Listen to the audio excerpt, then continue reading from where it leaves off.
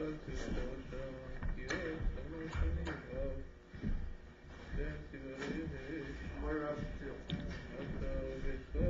are you? Thank you very much.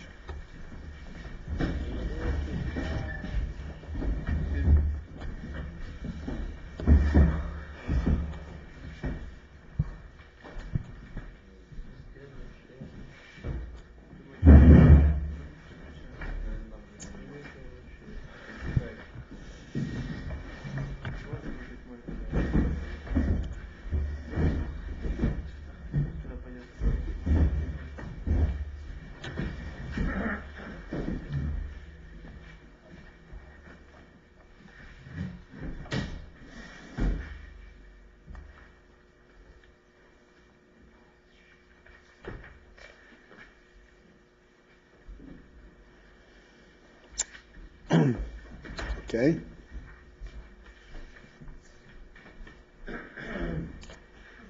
Did you have a chance to review what we learned?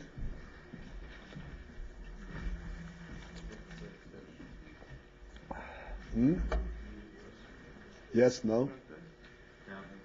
No?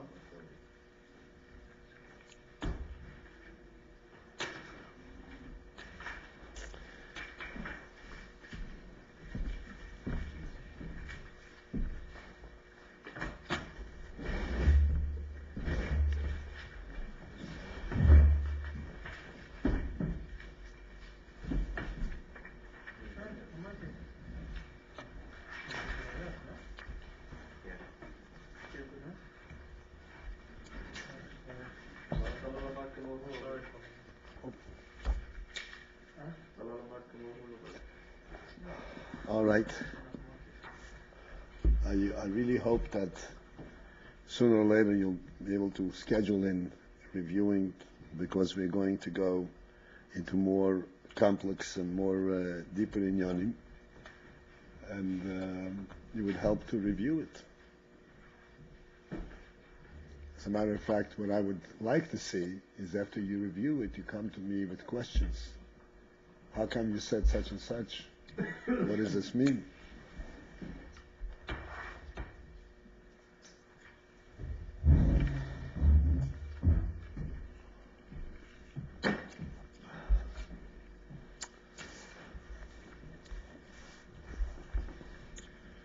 Okay, we are a little bit above the middle of the page. The line starts with the word Rahman al-Litzlan, Reish Lamed, an abbreviation, Reish Lamed. You have that? So the Rebbe is basically explaining what is meant by a nisoyin. He says that the neshama came down into the guf primarily for birurim, and we discussed last time what birurim are briefly, and nisyonis. Nisyonis, he says, this is biprat. This is specific. This is a very special purpose of the neshama. Ultimately, the nisyonis are those aspects of life that really bring out the best and fulfill the most crucial purpose of the neshama coming down into the world. And he started explaining what is nisyonis. Nisyonis essentially means when godliness is not obvious, not only not obvious, but it's concealed, where you have opposite than the truth of godliness appear in the world, such as when a person has difficulty and has obstacles in following Hashem's ways and doing Torah mitzvahs, and those who are opposing him are successful, like the Pasuk says, "Derech Hashem Tzolecha," like I quoted from Iyov, "Derech Hashem Tzolecha." that the path of the Rishoyim seems to be successful. And that throws his whole thinking off kilter. And this is an Yisrael. And now we're going to continue on in the middle of the line. V'tzorich ha'odam. Everybody has a place? V'tzorich ha'odam, his gabris Yisrael. And thus, one needs special, extra. Yisrael means extra. Strength. Lahamid alatzmoi, to hold himself back. Liyois, and be kecheresh asher lo yishma, like a cheresh, like the deaf, who does not hear l'hamaligim, or those who poke fun, who make a comedy out of Torah mitzvahs, who laugh at it, or belittle it, or they consider it not smart. And he said furthermore, he has to be like a dumb, like a person who cannot speak. Lo yiftach piv, who can, and then he can't open his mouth. Lan lo is to answer, to respond. Al kol divrei hashaylos v'hatainos.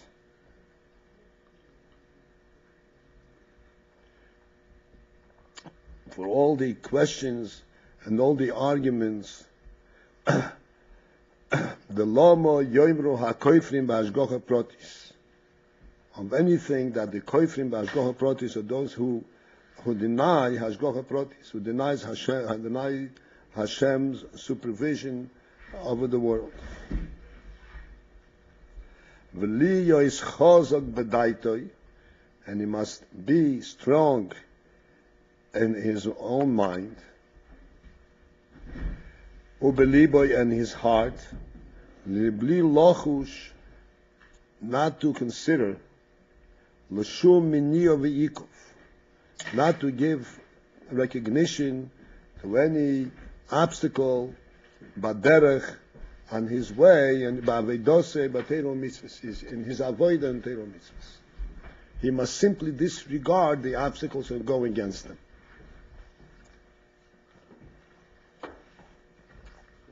For a second. I'm sorry? Whoever needs the chazorah time, 8 to 8:30 if it's not enough, do it afterwards, and don't come to the Sichas class. The days you need to review the Maimer, review it. The other days that you don't need to review it, come to the Sichas class. Okay? So you have enough time. No excuse. Okay, thank you. Okay, so I want to discuss here what the Rebbe just now said. He said that nisyonos essentially are as obstacles in Avodas Hashem. What kind of obstacles? There are all kinds. There are obstacles when a person has difficulty with parnasa, or a person has difficulty with health, chas v'sholem, and all that. But then there are other obstacles where mibachutz means from outside, where he is being mocked and being belittled for his following, for his avodas Hashem. And he says that the way to react to it, and this is the nisayon, but he has to find the strength to completely disregard it and face them down and continue with his avodah without engaging them in debate and without trying to answer for himself and explain himself. And I want to discuss this and explain why this is necessary,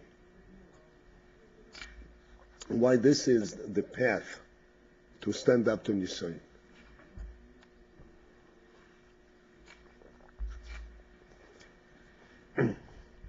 One key to understanding this is what the Rebbe says over here, HaKoifrim be'hashgocha protis.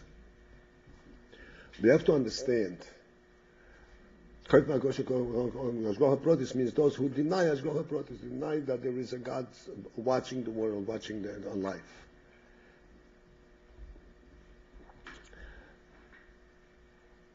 We have to understand that this opposition and this mockery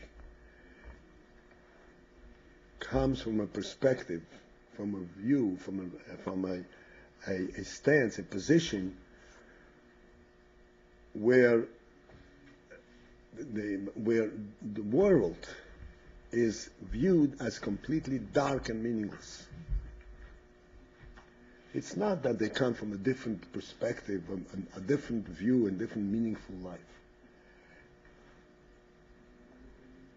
And therefore,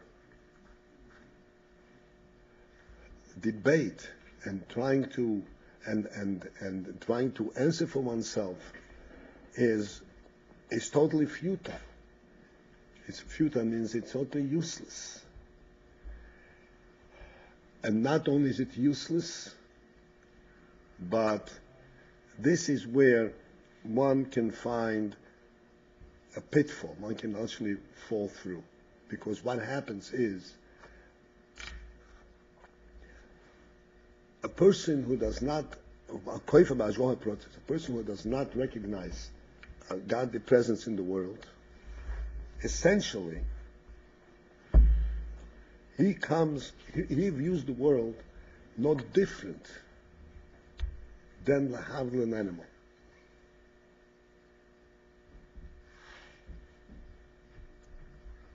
Because the whole Indian to recognize that the world is for real, and that there is a creator in the world, this is known only to the human mind.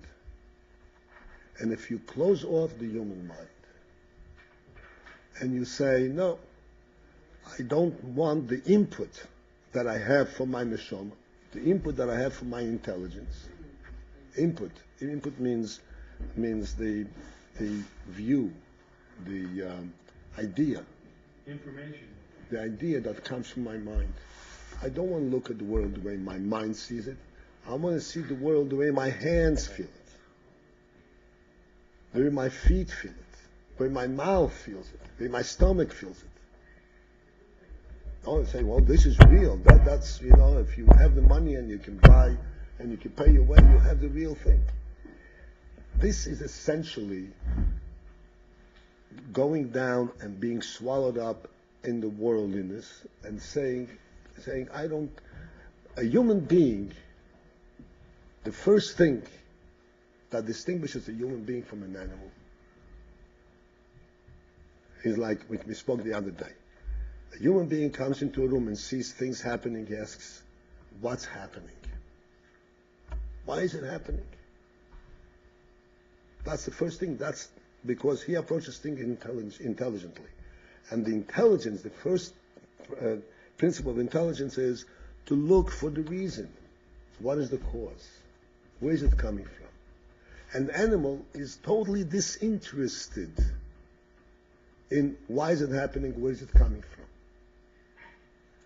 When an animal enters a place, all it's interested to know is, where is my food? Makes no difference why it's there. He comes to a feast, to a chasana. He sees food. He doesn't know that it's a chasana. It makes no difference. He couldn't care less whatsoever. There's the food. That's all it knows. Oh, there's a stick. Oh, he's going to hit me, so I run away. There's no other consideration. And the human being was endowed by the Meibashen. Endowed means given a gift of intelligence, of a neshama. A neshama means that he does not depend on the physical world to tell him it's here. His neshama tells him it's here. He has a spiritual understanding that it's there. And therefore, before he relates, before he accepts that there is a table over here, he first needs to know, why is it here? What is it doing here? So when a person is koifer b'hashgacha pratis, koifer b'hashgacha pratis means that he is willing and he recognizes the world as a world without purpose. without meaning. So kofar means blind to? Kofar means, blind to, denying. No. You don't even go against. I'm sorry? You don't even go against. Like, kofar is the term. Kofar means denying. Fear. So when you talk about a person who has an approach where there is no meaning to the world, so his mockery and his opposition to you, his laughing at you, does not come from an intelligence perspective. Oh, he doesn't agree with you. It's not that he doesn't agree with you. He is completely blind to what you see.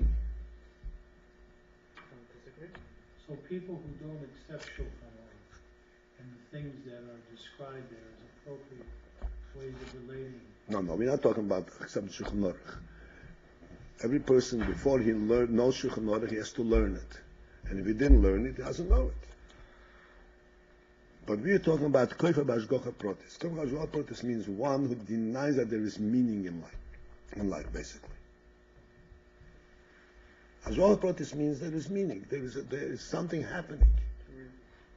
There's a purpose in what's happening. If he denies anybody who recognizes that there is meaning, he's never going to laugh at somebody who is doing a mitzvah. He says, I don't know what you're doing. I may be interested to learn about it, may not be interested in learning about it, but he's not going to mock him.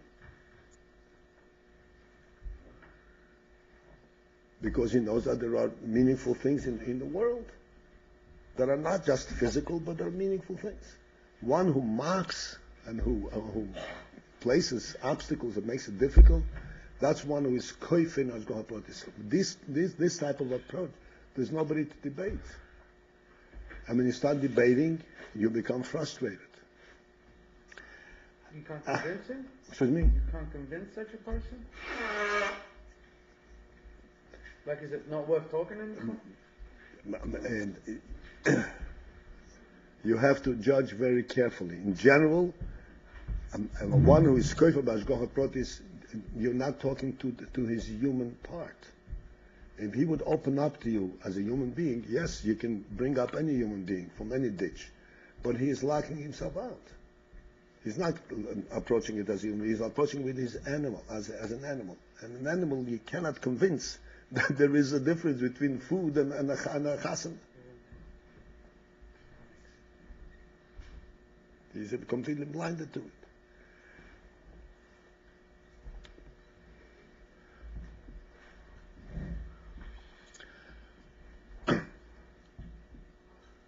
So therefore, here is the real challenge. And this is what the Rebbe explains the need for Yisrael.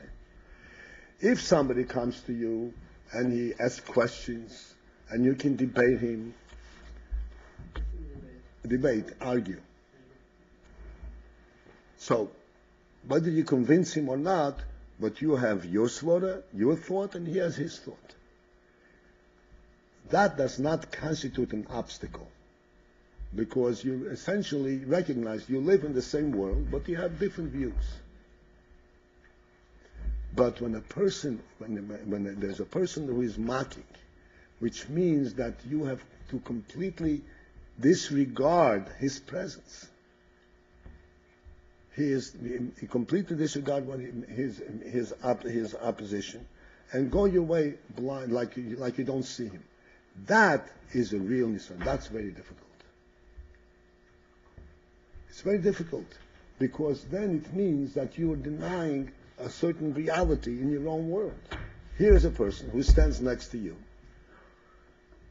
He's real, and you have to completely ignore him like he's not there. That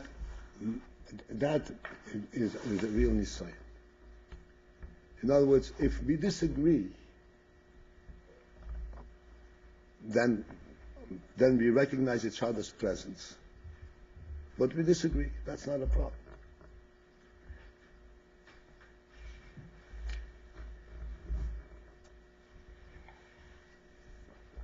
Let me illustrate this concept.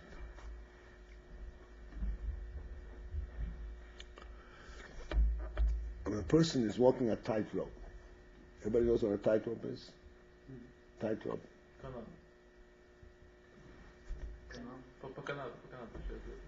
On the string. He's walking on a tightrope.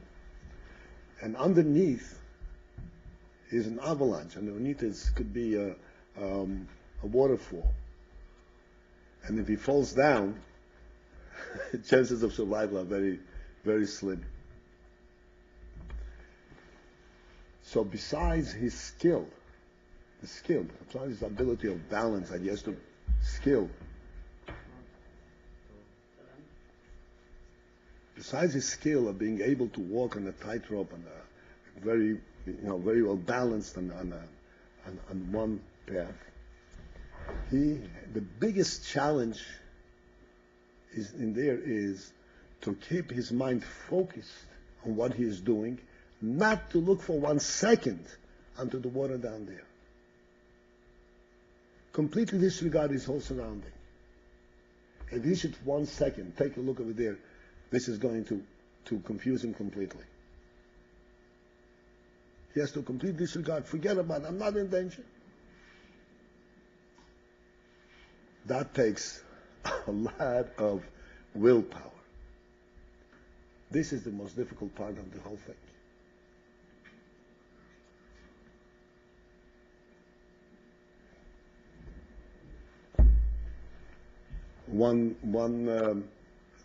A rope walker once described, and he said that the way you walk is there is a marker up front.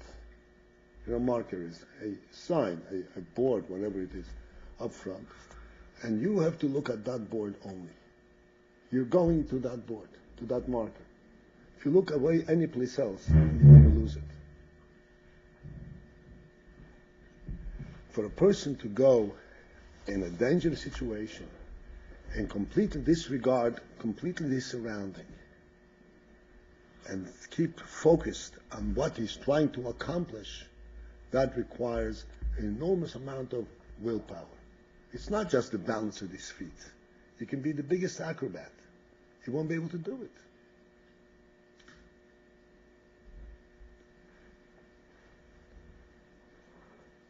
This ability to go straight to the goal, to the target, and disregard the surrounding, calls out. Yicholet, yeah.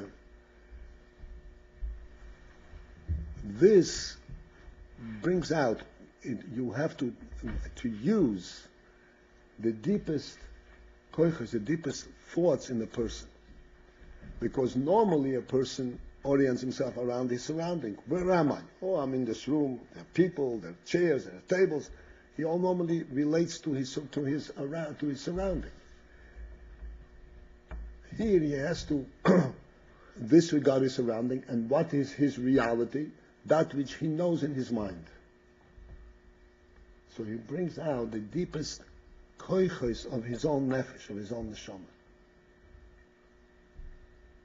That's the real koich, that's the real challenge. He has to remember, in order to walk through a bunch of leitzim who poke fun at him, walk by them without paying regard, he has to remember that he has a truth, a reality, his own mitzias, his own neshama, that is completely independent of his surrounding. That is a real Yisrael.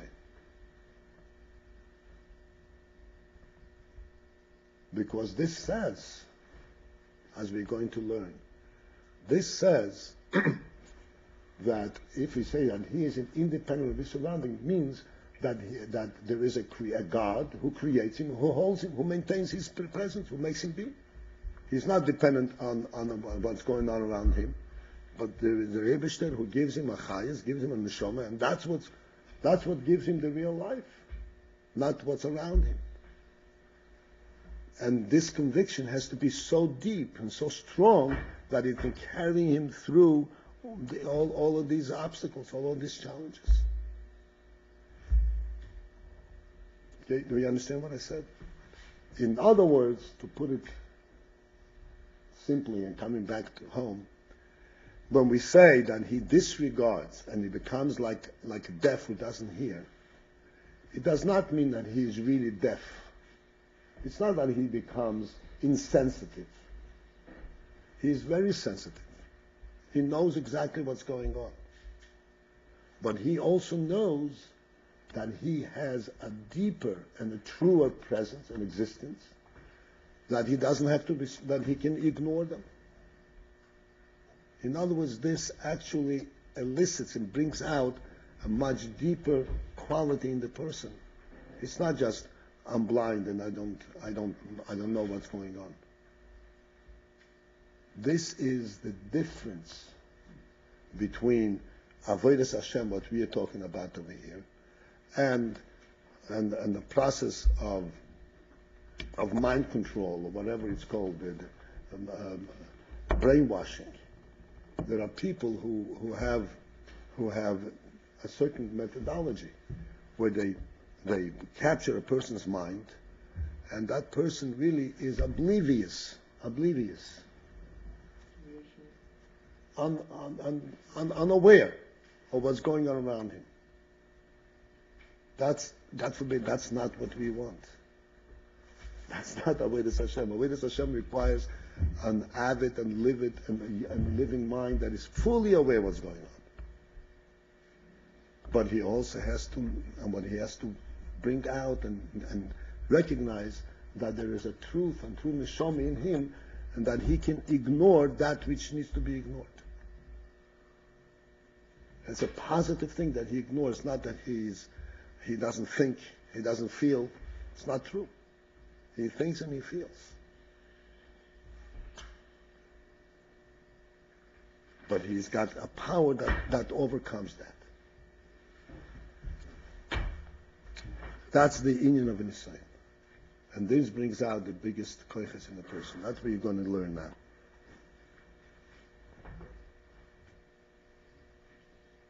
Can I ask you a question? Sure.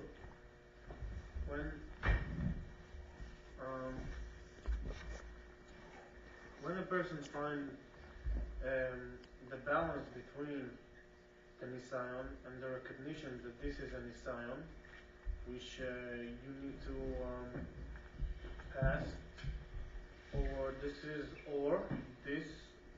certain situation is part of the Ashgacha practice, which is Ashgacha practice is something that obviously it comes from Hashem, and He navigates things in a certain way.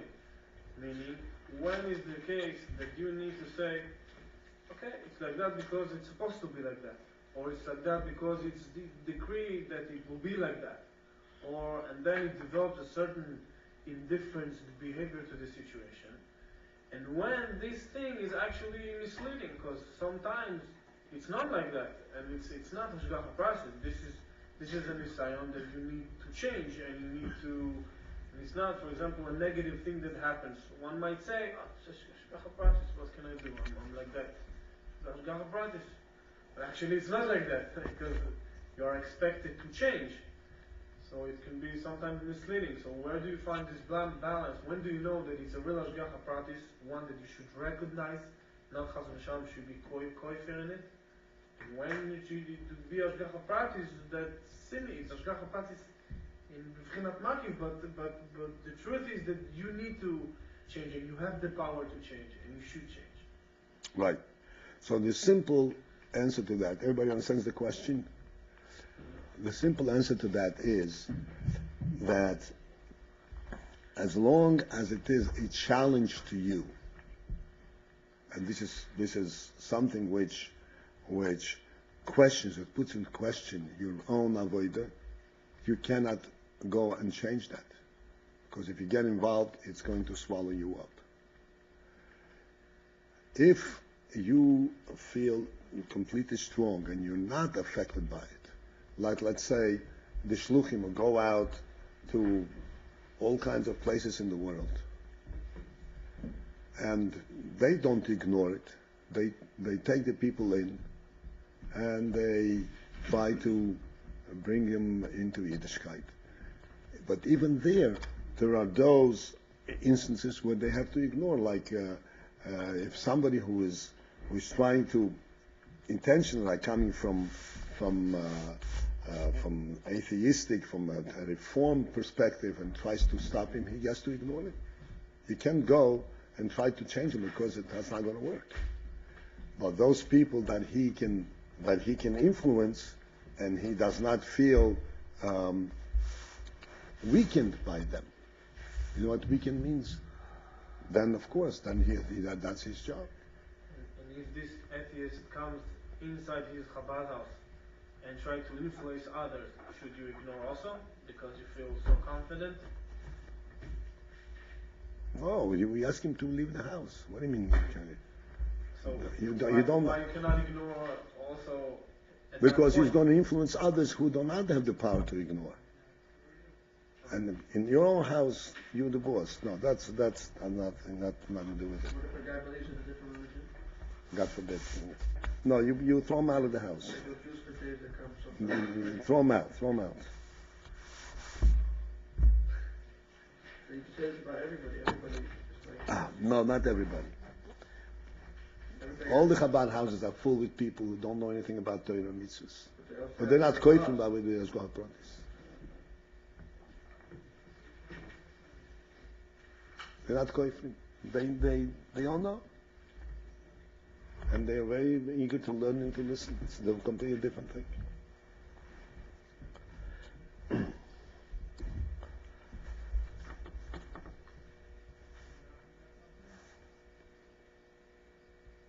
How do you know that the person called for Bashka Hafad? Say. Says that there's no prophet? What? They're telling you. That's It- why you have to ignore them.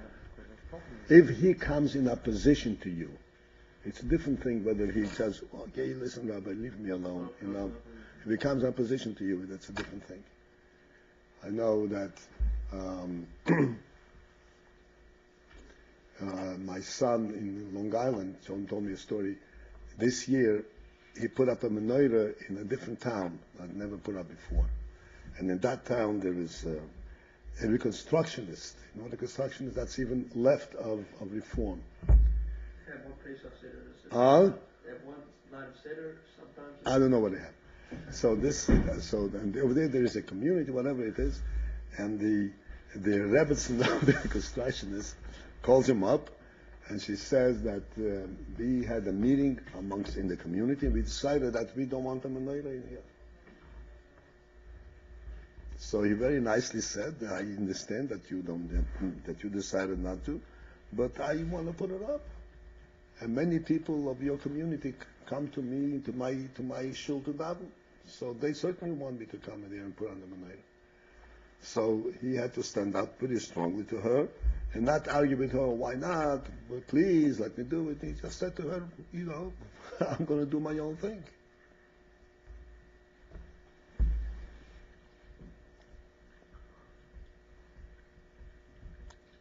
Okay.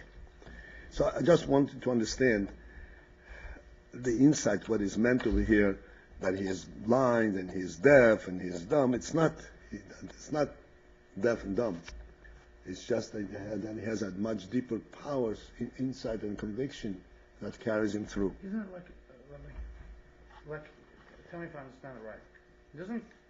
He's not deaf. He sees through the stupidity. Like he knows the truth. Right, but I explained it. That's right. He knows the truth, and that has to carry him through. But it's not an easy thing. It's not an easy thing Well, because he to sees through deny stupidity. the presence of another human being next to you is very difficult. So you see that you feel Rahman on him, that he's on the level of an animal and doesn't know better, and you just see through his stupidity. You can see through the stupidity and all that.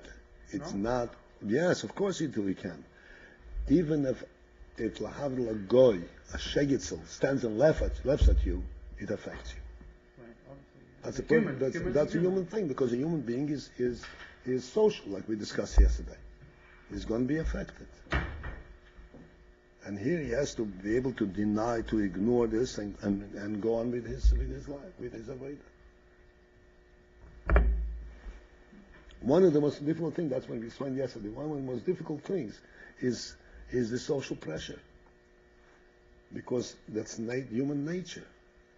A human being relates to his environment, to his human environment.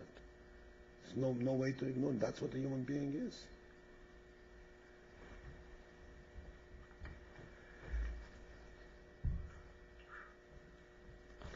Okay.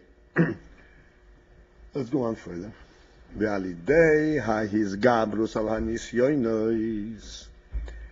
then, as a result of overcoming and strengthening oneself over the nisyonis, boyim lemadrega goveha b'yoser. One reaches to a high madrega, goveha b'yoser, especially an extremely high madrega, a madrega that one cannot reach in a normal path and normal process of events.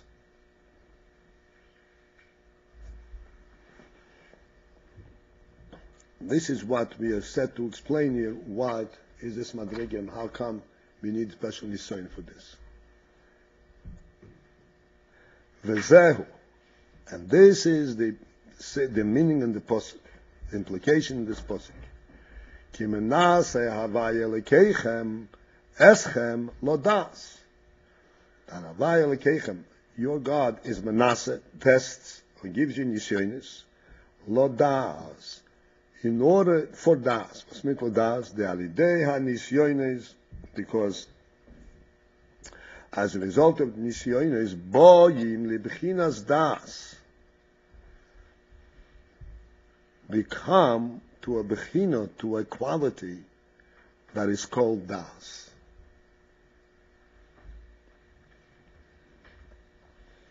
And das, which we'll discuss later, because through this Aveda, as a result of the effort required in Nisyonis, Yumshach hadas benefesh ha'odom. Yumshach is drawn das in the nefesh ha'odom, in the nefesh of the person. So you're saying understanding das? No, das is beyond understanding. But is it the das, as in Chokmah Bina and das? Yeah, Knowledge, right? yeah, Chochmah Bina v'das. Yes. But Chochmah Bina v'das, we have to know and understand what specifically and precisely das is all about. Das is called knowledge, but Chochmah Bina is also knowledge. Da and Bina, you understand, it's also knowledge. What's the difference between das and Chochmah Bina? Knowledge is you know. If it's there, it can Well, practice in it. order to understand Bina, you have to know what you're understanding. So what is specifically das? Das is the third madrege in Chochmah, in Seichel. Chochmah Bina v'das, which means you can't have das without Chochmah Bina. Even after you have Chochmah Bina, then there is a special effort, probably the most difficult effort of all, to get das. To the point, to the extent that sometimes real das comes as a result of nisayon. So das is a special quality.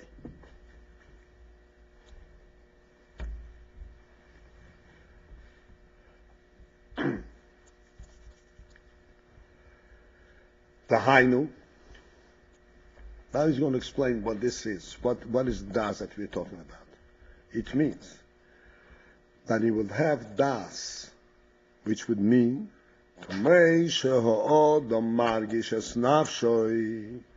just as a person feels his nefesh. Shehi hamchayo es aguf. He feels the nefesh, that it is the nefesh that enlivens and gives life and gives energy and vitality to his body.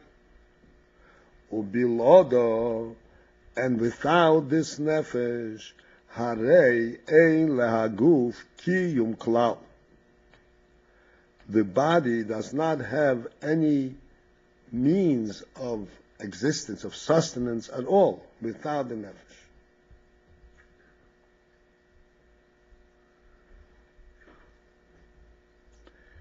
We'll come back to this after in the next point.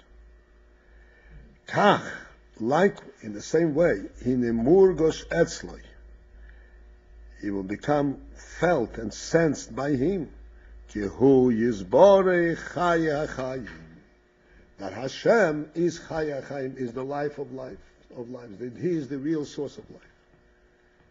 This is the pshat das.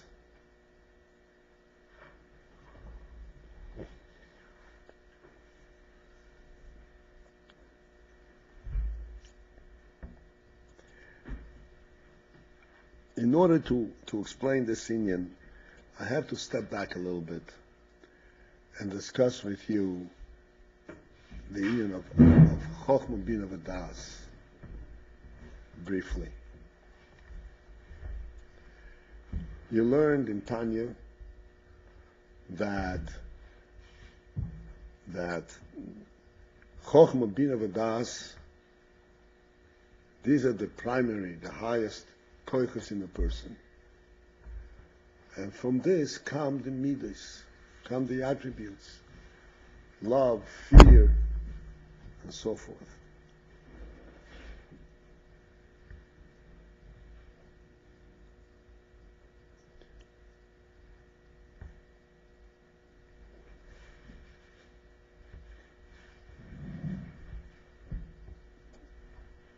This Chochmah Bina V'das that you learned about in Tanya, the Tanya very briefly describes it.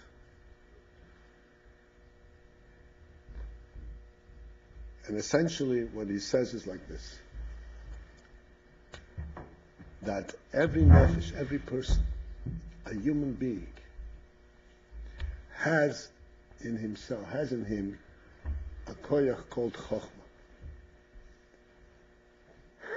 This Chochmah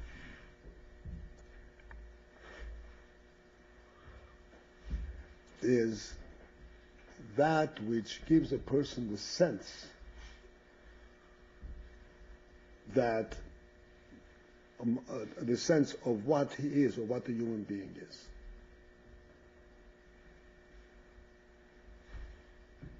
In other words,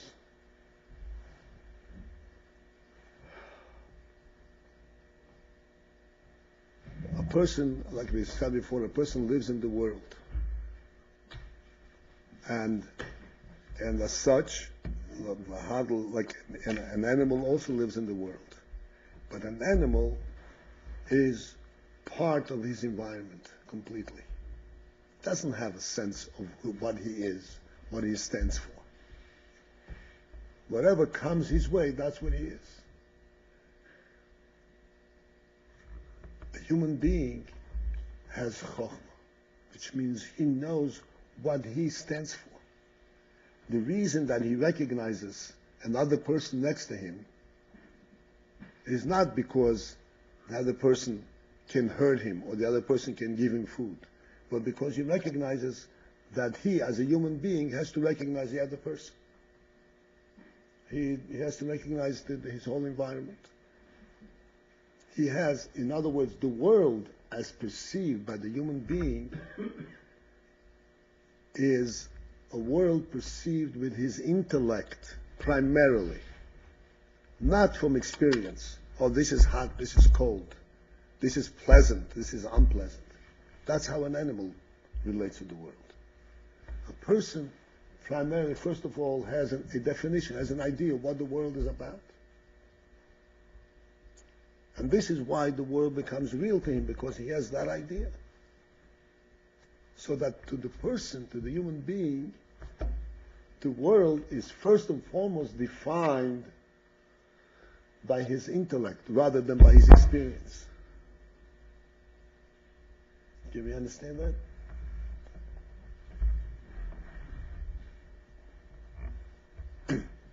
But nevertheless, even though that's true, and that the world is defined to him by his intellect, he also has his experience.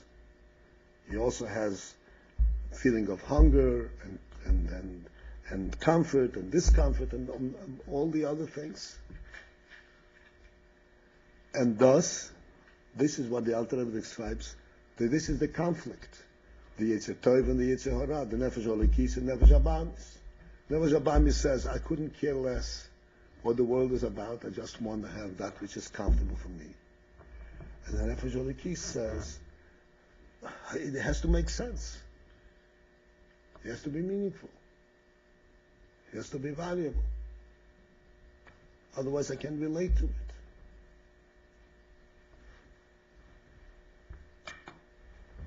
So,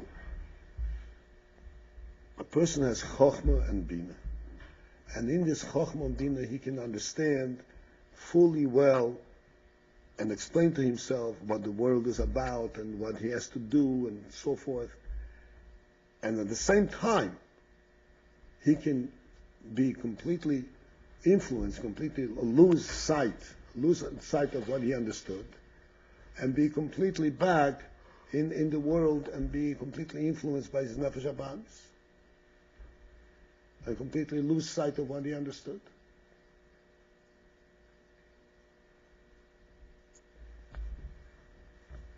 And this is where Das comes in.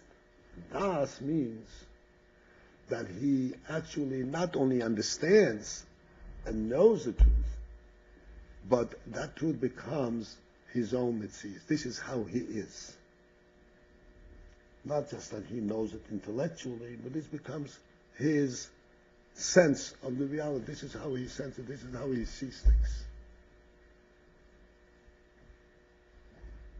That's why he says Das is called Hargosha. Hargosha means he feels it.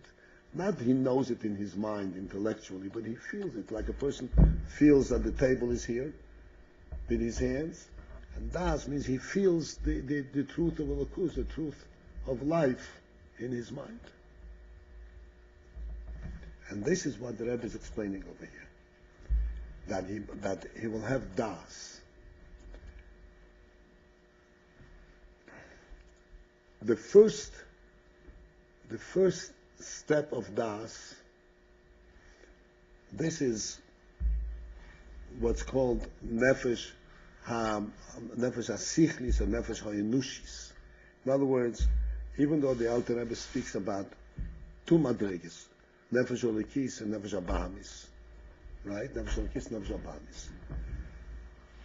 But there's another madriga. That's what's called Anushi, the seichel of the person, the human quality.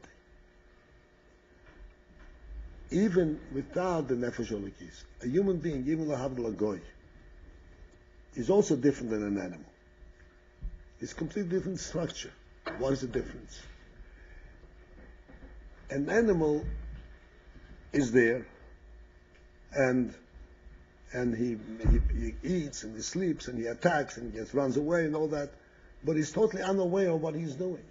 It's not that he's aware that he lives, that he's got a chayes.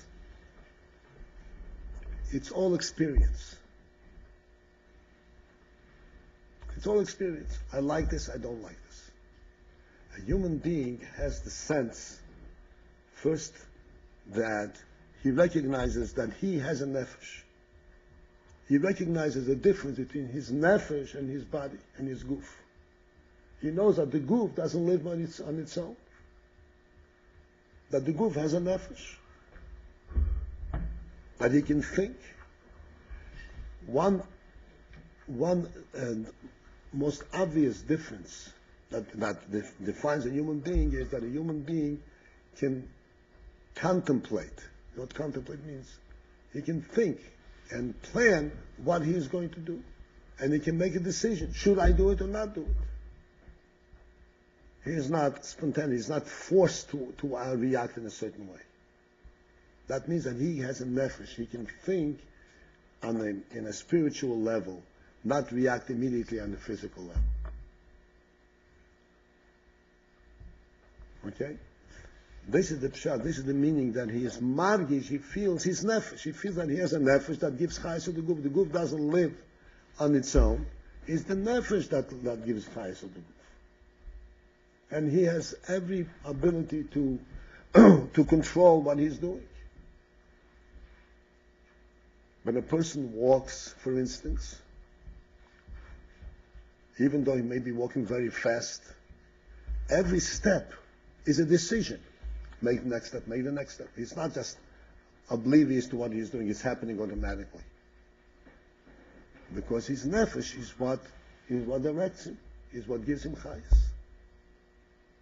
And the person is cognizant, he's aware of everything that he is doing.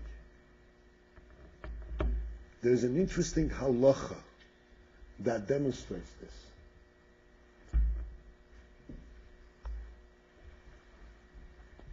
The halacha is,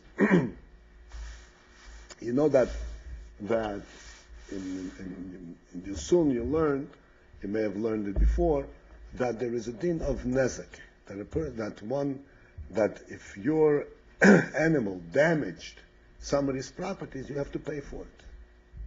You're responsible for damages that you cause in somebody else's properties. When it comes to a domestic animal like an ox or a cow, that are not usually prone to damaging, they don't damage normally. They're tame. There is a din that's called a tam and a muad.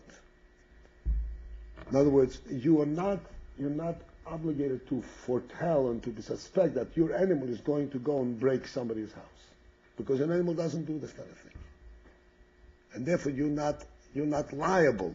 You're not responsible if your animal damages somebody's property, because you didn't have to suspect that it's going to happen. But if it happened a second time and a third time, then you become liable. This is called a muad. A muad means that once you see that this animal cannot be trusted, this animal has a wild streak in it, then you're responsible to lock it up and to guard it. And if you didn't, you're fully liable for the damage. Okay, that's called tam and muad. Soon in Mitzvah you'll learn this in Parachim Shmos. In other words, the Torah provides and recognizes when a person is responsible and a person is not responsible. He's responsible when he should have, when he should have foreseen it, he should have controlled it. But if he couldn't foretell it, he didn't have to worry about it, then he's not responsible. Then there is a halacha that says like this: if a person himself, not his animal, but if he damages something, so the din is that a person is muad la'olam. A person himself is never a tam. He's always muad. That means he's always responsible for any damage that he does. Even if he damages something while he's asleep. Someone gave him a very expensive crystal or something, and sleep like this. And even if he damages while he's asleep, he's responsible. What? No, he just rolled over on it. A normal person would move it out the way if he knew the value of it. Why? Because a person contemplates. He doesn't work spontaneously. He doesn't work by impulse, by spontaneity. And therefore, he is always aware there's something that he has to contemplate. Am I doing it right or wrong? This is the definition. We see the clear definition in halacha between a human being and a hadlan animal. An animal, if it damages, it's because it has an abnormal nature, because normally it doesn't damage. And if it's normally not going to damage, it's not going to damage. A human being is always responsible because he always should have contemplated, even if it never happened before. He doesn't have an experience that if he rolls over, he breaks something. He still has to foresee that possibility, and he has to watch out that it shouldn't happen. What does this tell us? This is what the Rebbe says over here in these words. That a person feels and recognizes that he has a nefesh. He is not just body. And how can I be responsible? Oh, my hand flew up in the middle of sleep. My foot flew up in the middle of sleep. No, he has a neshama that gives life to his body. And the neshama controls his body. And if not for the neshama, the body couldn't live 1 second. Not only couldn't live, it wouldn't even exist. After a little while, it just disintegrates. So, this same degree of sensing, of being sensitive to his own nefesh, to his own life, he should have that same degree of sensitivity and recognition that Hashem is what gives him life. Not only that he has a neshama, but that Hashem is the chayacham, is what gives him life. This is the pshat lodas. Hashem gives us nisyonis in order to impress upon us and to bring out in us this deep sensitivity that our chayas is from Hashem, not only from a human neshama, but from Hashem. Chaya. Because, like we discussed before, if the chayas only comes from his neshama, he wouldn't be able to ignore the people around himself. In order to be able to ignore and follow his path, he has to recognize a much deeper union that Hashem is the one who gives him sustenance. Then he's able to face up to his nisyonis. And this brings out, the nisyon, as a result, brings out in the person this very, very supreme quality. That not only that he knows that Hashem creates him, gives chayas, but he actually feels it. And he senses it just like he senses his own neshama.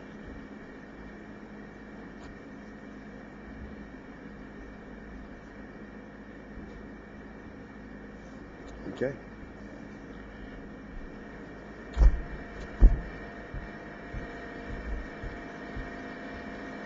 You understand? You follow this? Sure. Yes. Doesn't God also affect our behavior? Of course. Engages our emotions. Of course. So if we have a problem, not known to us, Hashem can bring us this test to bring our dollars to a higher level so that we'll understand